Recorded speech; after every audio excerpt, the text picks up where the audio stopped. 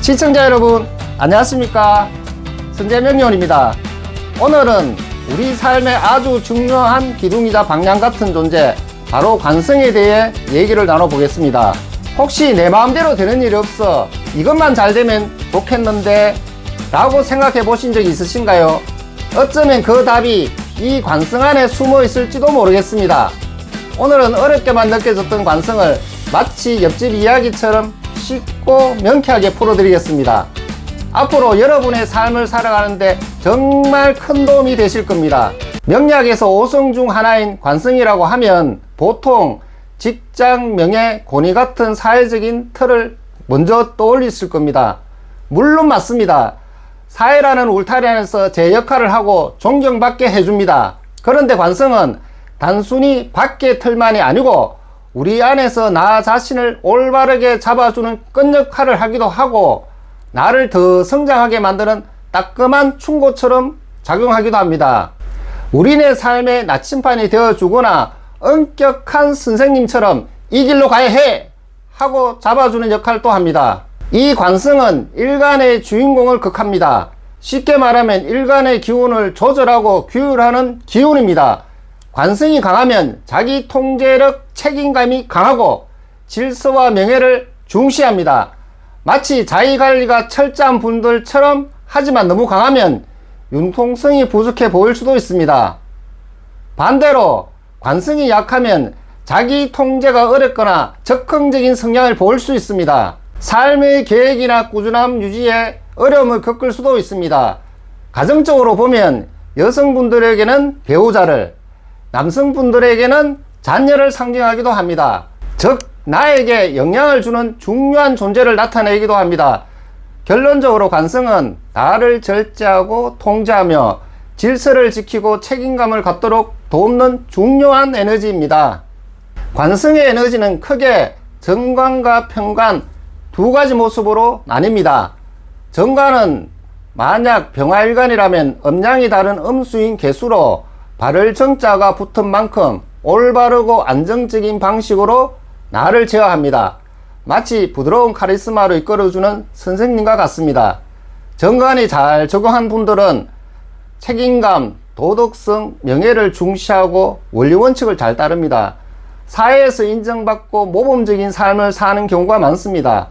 안정적인 직장, 존경받는 위치, 이런 것들이 정관의 좋은 모습입니다. 하지만 너무 정관에 치우치면 융통성이 부족하거나 보수적인 성향을 보일 수 있습니다. 다음은 편관으로 병화일간이라면 음양이 같은 양수인 임수로 치우칠 편자로 때로는 칠살이라고도 부릅니다. 좀 더 엄격하고 강렬한 방식으로 나를 제어합니다. 무서운 훈련소 교관처럼 엄격한 모습을 떠올리시면 됩니다. 편관이 강한 분들은 강한 추진력, 강한 책임감, 그리고 카리스마를 가지고 있습니다.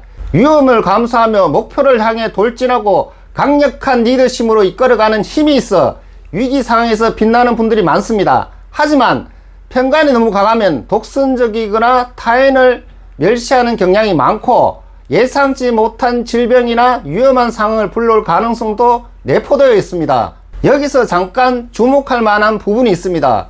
요즘 명리학에서는 상관이란 친구도 관성과 아주 깊은 관련이 있다고 얘기합니다.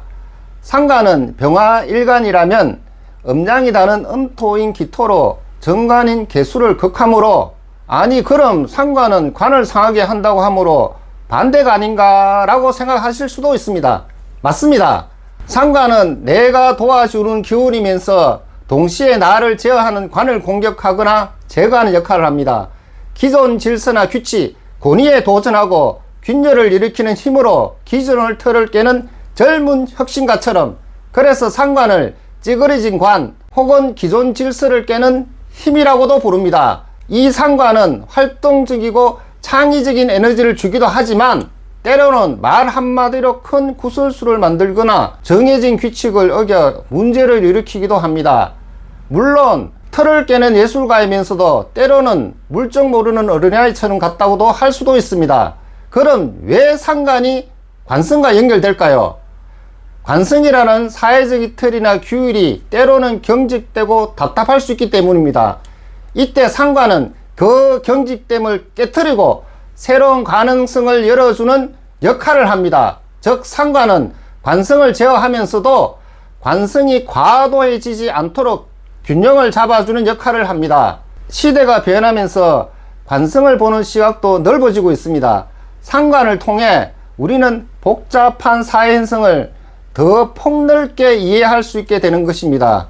오늘 관성의 기본 개념부터 정관, 평관, 그리고 상관까지 다양한 모습들을 함께 살펴보았습니다. 각자의 사주에 관성이 어떻게 작용하느냐에 따라 우리의 사회생활, 직업, 대인관계 등에 미치는 영향이 달라지고 삶의 모습도 변화합니다.